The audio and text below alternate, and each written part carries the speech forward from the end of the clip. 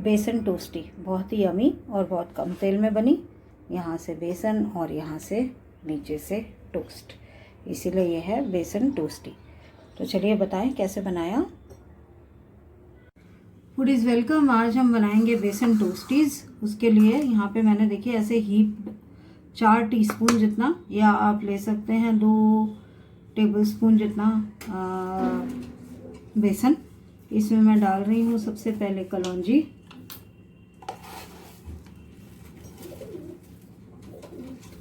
आधा टीस्पून कलौंजी,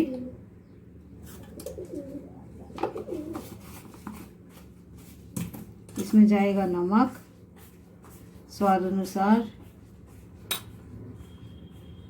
1/4 चम्मच हल्दी कलर के लिए, लाल मिर्च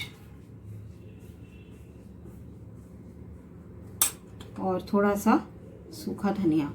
1/4 चम्मच सूखा धनिया डाला है मैंने और लाल मिर्च डाली है आधा चम्मच जितनी।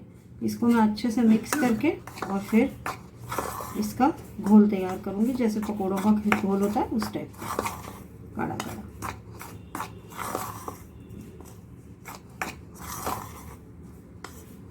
आप चाहें, अगर आपको कलौंजी पसंद नहीं तो आप अजवाइन भी डाल सकते हैं। अजवाइन भी पसंद नहीं है तो कुछ भी मत डालिए, वो आपके ऊपर निर्भर है। पानी लाके इसका घोल बना लेते हैं।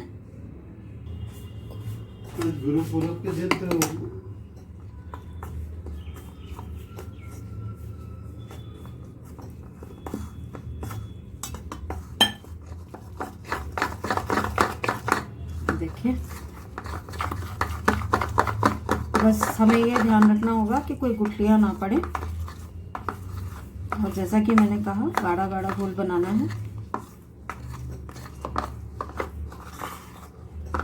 लाल मिर्च, अगर आपको ऐसे रेड सा कलर पसंद नहीं है तो आप लाल मिर्च मत डालिए, आप उसकी जगह काली मिर्च भी डाल सकते हैं।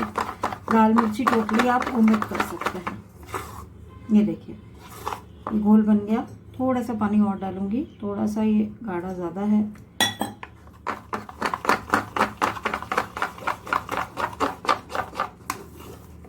ये देखिए कुछ ऐसा ही घोल चाहिए हमें। लेकिन बेसन जो है ना, या तो आप बहुत थोड़ा देर तक 5-7 मिनट तक अच्छे से फेंटते रहिए, तब उसका टेस्ट अच्छा आएगा।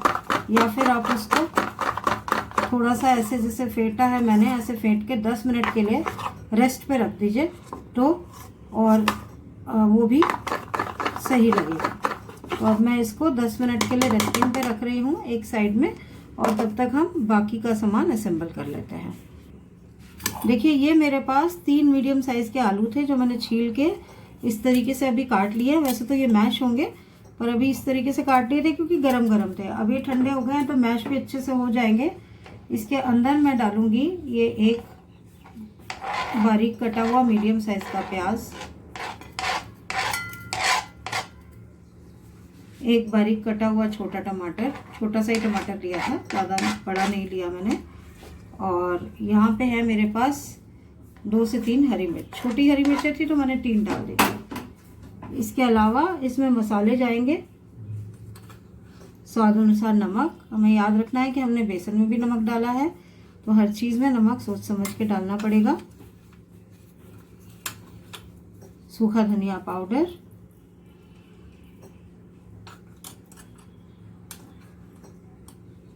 अब यहाँ पर मैं लाल मिर्च की जगह डाल रही हूँ काली मिर्च, क्योंकि लाल मिर्च मैं ऑलरेडी डाल चुकी हूँ बेसन में, और इसमें हरी मिर्च भी काफ़ी सारी डाली है। तो यहाँ पे आधा चम्मच मैंने डाल दी काली मिर्च। मैं डालूंगी यहाँ पर भुना जीरा पाउडर, इसका फ्लेवर बहुत अच्छा लगता है। और यहाँ पर डालेंगे हम थोड़ा सा अमचूर।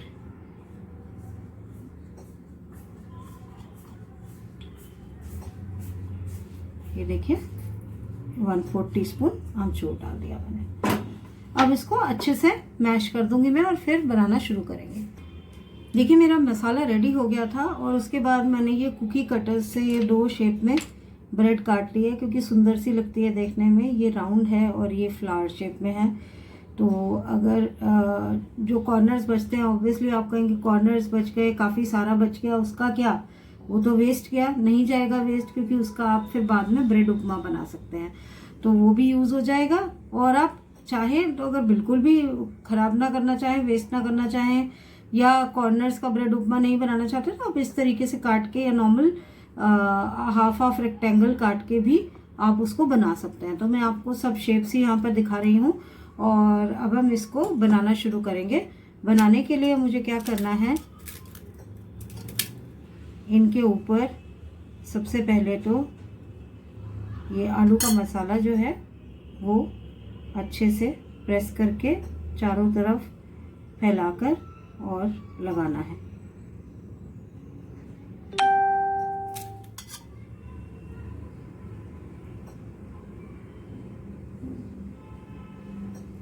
देखिए,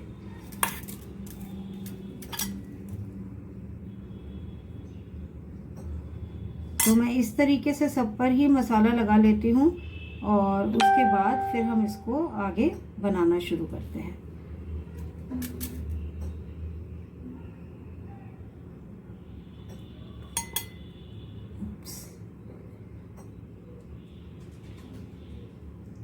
चारों तरफ अच्छे से फैला लेंगे ताकि सब तरफ पे मसाला आए और कहीं से भी खाली ब्रेड का अकेले का टेस्ट ना रहे। इस तरीके से तो मैं सारे कर लेती हूँ और फिर आपको बताती हूँ कि इसको मैं कैसे बनाऊंगी। देखिए, मैंने सबको असेंबल कर लिया। यहाँ पे रख दिया तवा जो कि अब गर्म हो गया है। इसके ऊपर डालूंगी मैं थोड़ा सा ऑयल। बहुत ज़्यादा ऑयल की भी ज़रूरत नहीं है इसमें। ये देखिए, बस इस तरीके से ऑयल डाल के मैंने फैला दिया है यहाँ पर, और ताकि मैं आपको सब तरह के दिखा सकूँ, इसीलिए सारे ही मैं एक एक दो जितने भी डलते हैं सब शेप्स के डाल दूंगी। करना क्या है मुझे, अब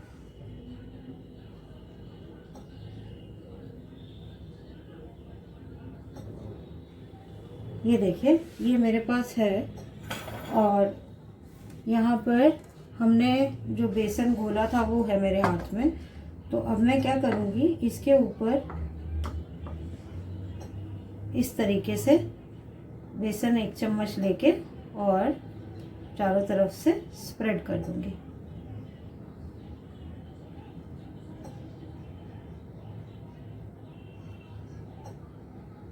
कुछ इस तरीके से, और इसको ऐसे उल्टा डाल दूंगी। फिर से दिखाती हूँ। उस वक्त मेरा हाथ से ऊंचा हो गया था ये फ्लावर वाले पे। ये देखिए,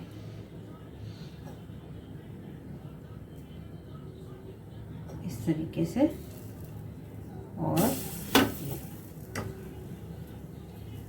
यहाँ पर ट्रायंगल वाला भी है मेरे पास, तो इसको भी इसी तरीके से करूंगी। इसमें बेसन थोड़ा ज़्यादा डलेगा।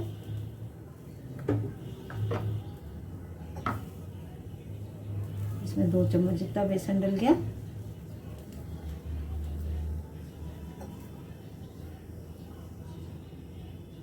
ये देखिए, और ये गया ऐसे। तो इनको बना लेते हैं पहले, और फिर बाकी के बनाते हैं। इसको एक और डाल देती हूँ, और आपको फिर इनको प्लेट आउट करके दिखाऊंगी मैं।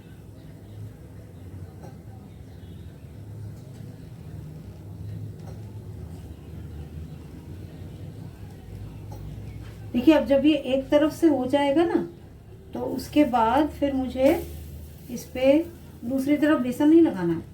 मुझे इस पर लगाना है ऑयल या बटर, दोनों में से जो भी आप लगाना चाहें आप लगा सकते हैं। मैं यहाँ पे बटर निकाल लिया है, और इसको मैं थोड़ा सा एक कटोरी में पिघाल दूंगी दूसरी साइड में, ताकि अच्छे से लग जाए। क्योंकि सर्दियों के दिन है, इतनी जल्दी से तो आसानी से पिघलेगा नहीं, बटर आसानी से लगेगा नहीं। तो मैं इसको थोड़ा सा चम्मच से निकाल कर कटोरी में और गैस पर रखकर पिघाल दूंगी।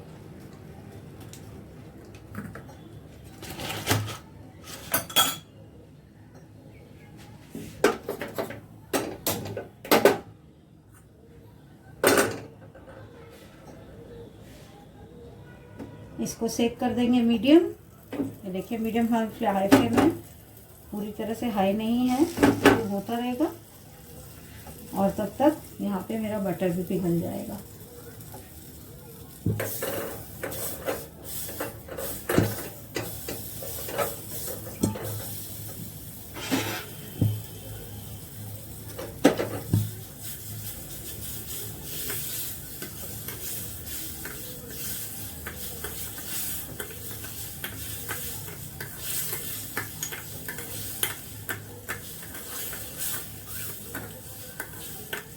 नीचे बटर भी पिघल गया। गैस कर देंगे बंद और इसके ऊपर लगा देंगे बटर।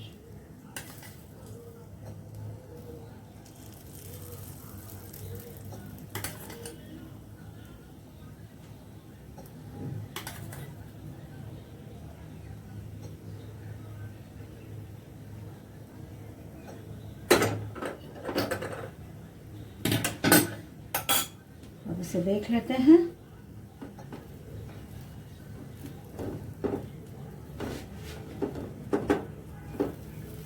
देखिए एक बार और उल्टा जाएगा ये।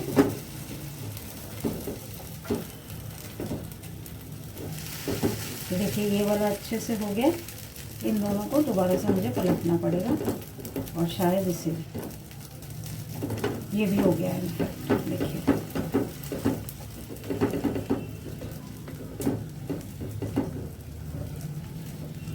तो ये है ना पकोड़े का पकोड़ा, टोस्टी की टोस्टी। ये देखिए नीचे से कितना अच्छे से सिक गया ब्राउन।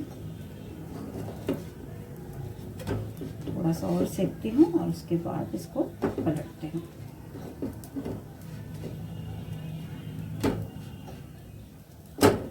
ये देखिए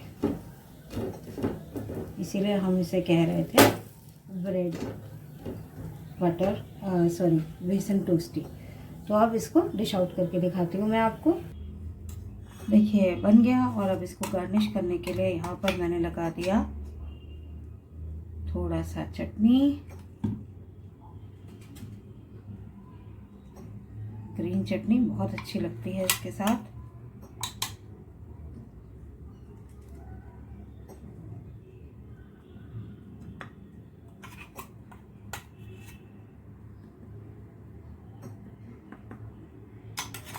और इसके ऊपर मैं डाल दूंगी थोड़ा सा कटा हुआ प्याज और टमाटर गार्निश के लिए। तो लीजिए ये हो गया रेडी। आप भी इसे बनाइए, खाइए, पसंद कीजिए, लाइक करके शेयर कीजिए।